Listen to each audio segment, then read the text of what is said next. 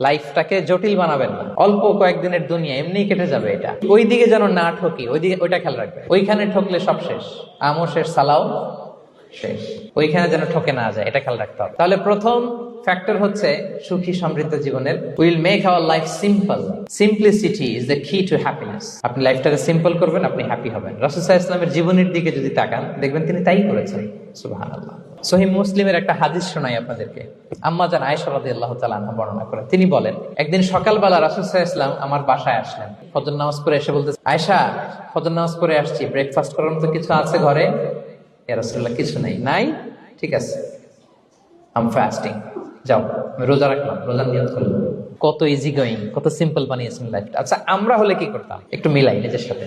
সাধারণত আমরা যেটা করতাম, আমরা অনেকে রেগে যেতাম। প্রিয় ভাইয়েরা, ঘরে কিছু নাই মানে তুমি আগে জানাবা না আমাকে? হ্যাঁ, গত রাতে বললে তো কিছু নিয়ে আসতে পারতাম।